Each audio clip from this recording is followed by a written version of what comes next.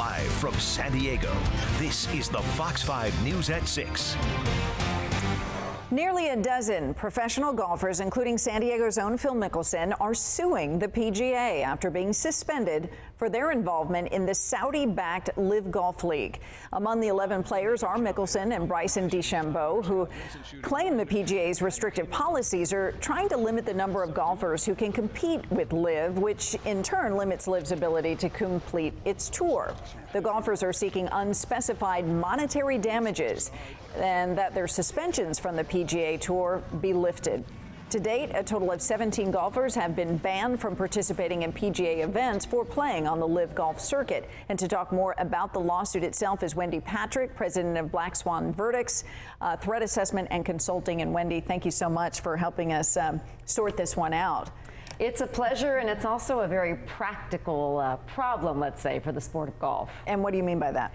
Well, this is a lawsuit that I think a lot of people saw coming. You know, the PGA Tour has enjoyed, at least this is the argument, somewhat of a monopoly. There's not a lot of different golf agencies and leagues that we follow as closely.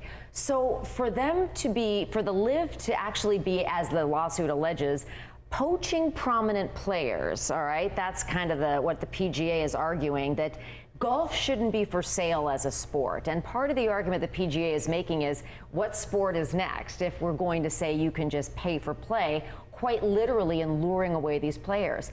The players are arguing, you know, we should be free agents. We love golf. We love to golf. I mean, Phil Mickelson loves to golf.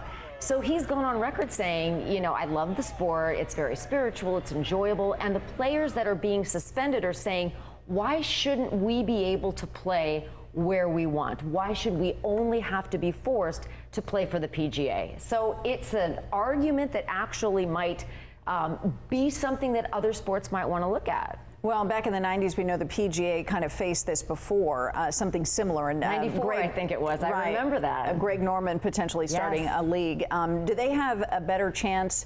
Does the players have a better chance at succeeding where that last lawsuit didn't this time? Well, what's interesting about that question, Kathleen, is just recently you had a UK judge, a judge in the UK, basically reinstate 3 players right before the Scottish Open. And that is being discussed now. Obviously, it's not precedent. It's not in America. But it really goes to show the extent to which people would like to see healthy competition, but not a hostile takeover. That's the balance of equities here in this case, which really makes it different than many other cases, is you don't want to have Live to be able to literally buy players and say, well, every player has its price. We have a lot of money. We're just going to you know, take who we want. But on the other hand, you know, lots of Americans love watching Phil Mickelson and others, and they don't want to be deprived of these players being able to play. Well, but the PGA argues that these players walked away, and they did not walk away empty-handed. You're talking about those price tags, and Phil Mickelson might be quoted as saying, you know, golf, he loves it, and he's spiritual about it, but he landed maybe $200 million in the process of this, way more than most make in a lifetime playing golf. So ones that do want to be reinstated and play on the PGA Tour, the purses don't even come close to that. So where, you know, if they walked away from the tour and now they want to have their cake and eat it too, is the PGA's argument. How does that stand up in court? Yeah, that's the PGA's argument. And you know what, that dollar figure, Kathleen, is just a signing bonus. There is so much money to be had and to be made. And so to argue, it's almost like it's an argument both legally and ethically that some of these players shouldn't be able to play both sides and capitalize on their ability to rake in that kind of money and then come back and say, oh, now I want to also play the PGA Tour. You're almost looking at different levels of players. You know, maybe the ones that can afford to go, they will. But the ones that want to stay here and really ethically say, look, the PGA made me who I am today. I'm not going to just walk away from that. Remember, that's what Tiger Woods said when he declined the offer of 700 to 800 million to play for Live. And we also know the U.S. Justice Department is also looking into the potential of antitrust violations. As of last month.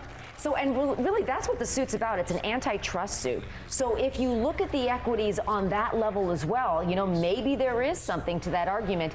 It's been unchallenged since '94, as you mentioned, and it's also unchallenged in other sports. So could this case actually redefine the boundaries, the guardrails of what very talented players can do and where they can play? And real quickly, before we leave you, what's the next steps?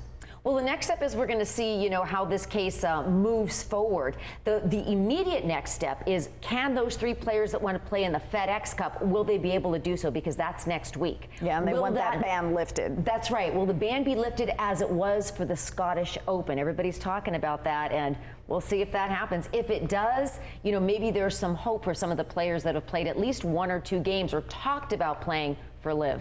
All right, very interesting times, controversial times for sure. Right. All right, Wendy Patrick, thank you for laying it out for us. We appreciate it.